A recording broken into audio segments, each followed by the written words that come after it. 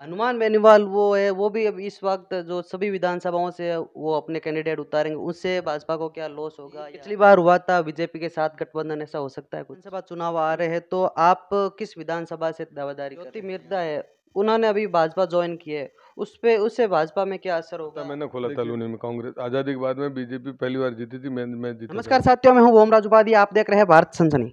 साथियों, इस वक्त मैं हूं जोधपुर में, हमारे साथ है बीजेपी के कदावर नेता जसवंत सिंह जी। उनसे हम बात करेंगे विधानसभा चुनाव को लेकर, आगे जो विधानसभा चुनाव आ गए। जसवंत सिंह जी, सबसे पहले तो आपका भारत सनसनी में स्वागत है। बहुत बहुत धन्यवाद उपाध्याय जी। जसवंत सिंह जी, हमें ये बताइए कि आपकी राजनीति में किस प्रकार एंट्री हुई थी, और आप मतलब पहले भी किसी राजनीतिक आपके परिवार में राजनीति में था या? मेरे परिवार में कोई राजनीति नहीं था। मैं जोधपुर पढ़ने आया था, पढ़ने के बाद मैंने वकालत शुरू की। उस समय से हमने राजनीति शुरू की थी। इमरजेंसी के दरमियान में हमने काम शुरू किया था। और पहली मीटिंग चौधरी चरण सिंह जी की जेल में छूटने के बाद में, जब इमरजेंसी ख़त्म हो गई, तो पहली मीटिंग हमने नई सड़क पर कराई थी चौधरी चरण सिंह की। और उसका सब काम मैंने देखा था और मैंने किया था। और उसके बाद लगातार हम काम करते रहे। उस समय मैं चौधरी चरण सिंह के साथ था। लोग फिर जो सारी पार्टी एक थी, फिर मैं लगातार लोक दल में काम करता रहा। 93 में मैंने बीजेपी ज्वाइन की थी। और बीजेपी ज्वाइन करने के बाद में लगातार हम उसी में काम कर रहे हैं। सबसे पहले आपने किसका चुनाव लड़ा था और कहाँ से लड़ा? मैंने जोधपुर मार्केटिंग जो है क्रय विक्रय सहकारी समिति, उसका चुनाव लड़ा था वो। और वो मैंने लड़ा था 89 में, शायद 89 लड़ा था, और वो मैं 13 वोट से हार गया था। और भी अभी विधानसभा चुनाव आ गए, तो राजस्थान में कांग्रेस सरकार है। कांग्रेस सरकार जो है नई नई योजनाएं निकाल रही है, मोबाइल बांट रही है और जो फूड पैकेट बांट रही है, क्या कहेंगे उस पर? देखिए, उससे कोई फर्क नहीं पड़ने वाला है। तो चाहे फूड पैकेट बांटे, चाहे मोबाइल बांटे, चाहे कुछ भी करे, अब लोग कांग्रेस पर विश्वास करना लोगों ने बंद कर दिया है। उनको पता है कि ये सब अपने वोटों के लिए कर रहे हैं। अगर ये करते तो 4.5 साल समय था इनके पास में करने के लिए। इनको किसने मना किया था? सरकार की नीति, काम इन्हीं को करना था। जो इतने भी अब जो योजनाएं लाए हैं, वो सिर्फ एक तरीके से वोटों को लेने के लिए लाए, तो इसलिए वोटर बहुत समझदार है। और वोट उनको नहीं मिलेंगे, चाहे कुछ कुछ भी कर ले। और वोट आज के दिन तो स्थिति यही है कि कांग्रेस से मतलब अपने निम्न 50 से नीचे आंकड़ा में जाएगी। आज की कांग्रेस जी राजस्थान की। अभी जो भाजपा की जो जन परिवर्तन संकल्प यात्रा चल रही है, उसमें क्या कैसा रिस्पॉन्स मिल रहा है?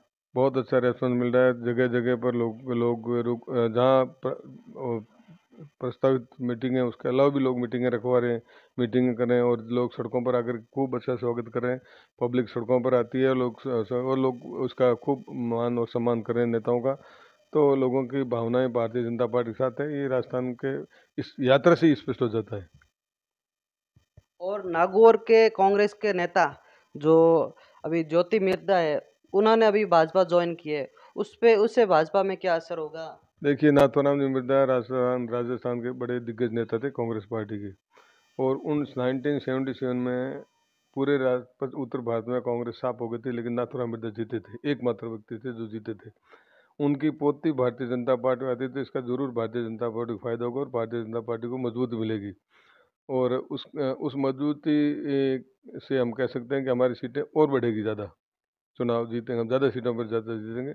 तो ये तो बहुत अच्छा है कि एक किसान परिवार की पोती ने पार्टी ज्वाइन की है। तो हम सब के लिए खुशी की बात है। हम सब उसका अभिनंदन करते हैं, स्वागत करते हैं।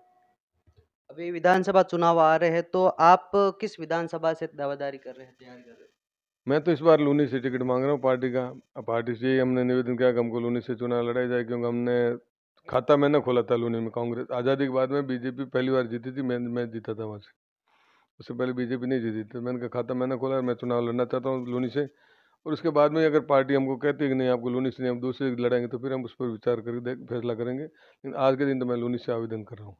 अगर आपको बीजेपी ने टिकट दे देती है, बीजेपी, तो आप लूनी के लिए जन सेवा क्या करेंगे देखिए, काम? लूनी के लिए तो हमारा देख, लूनी का थोड़ा सा दूसरी कॉन्स्टिट्यूंसी से समस्याओं में फ़र्क है।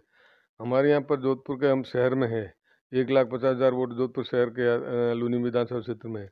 यहाँ पर अलग तरह की समस्याएं दूसरी विधानसभा शहर की, कुछ शहर की समस्याएं, कुछ गांव की समस्याएं। गांव में भी सबसे ज़्यादा एक जो जो इंडस्ट्रियल एरिया है उसका पूरा पानी हमारे लूनी में जाता है, पाली का भी लूनी के क्षेत्र में आता है, तो बहुत बड़ी प्रॉब्लम है। खेत भरे हुए पड़े, आप जगह जाओ इधर दवा की तरफ देखोगे तो आंखों में आंसू आ जाएंगे, ऐसी स्थिति बना रखी है किसानों खेतों की।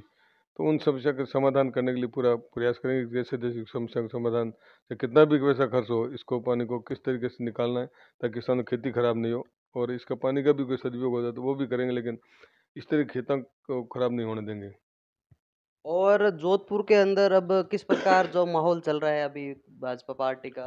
आज के दिन तो जोधपुर में एक तरफा माहौल है, पार्टी भारतीय जनता पार्टी पक्ष में है। और पार्टी, आज मैं कह सकता हूँ दावे के साथ में, पहले भी भारतीय जनता पार्टी 9 सीटों पर जीती थी, और आज भी स्थिति स्थिति है कि बहुत पार्टी मजबूत है जोधपुर में, और एक तरफा माहौल है पूरा जोधपुर में। हनुमान बेनीवाल वो है, वो भी अब इस वक्त जो सभी विधानसभाओं से वो अपने कैंडिडेट उतारेंगे, उससे भाजपा को क्या लॉस होगा या? अब हनुमान जी तो उतारेंगे तो दोनों एक एक एक एक, एक, एक समाज एक तरफ नहीं रहता कभी भी। वो वैचारिक दृष्टि भी चलता है, व्यक्ति को देख कर भी चलता है, और वो बाकी एरिया को देख के भी चलता है। तो कई परिस्थितियाँ होती है तो उनको देख के चलेगा, तो इसलिए हनुमान बेनीवाल को बीजेपी को ही नुकसान करेंगे ये बात नहीं है, तो दोनों को नुकसान होगा, तो जो होगा तो जो दोनों पार्टीज को होगा, केवल बीजेपी को नहीं होगा। इसलिए उससे उनके वोटों से कोई बीजेपी ज़्यादा प्रभावित होगी, ये नहीं, ये बात नहीं है। ये पिछली बार हुआ था बीजेपी के साथ गठबंधन, ऐसा हो सकता है कुछ? अब ये तो केंद्रीय नेतृत्व या प्रदेश नेतृत्व जाने, इसके बारे में कुछ नहीं जानता। साथियों, हमारे साथ थे जसवंत सिंह जी बिश्नोई, और हम लगातार विधानसभा कवरेज आपको दिखाते रहेंगे। कैमरामैन संतोष के साथ बोमराज उपाध्याय, जोधपुर।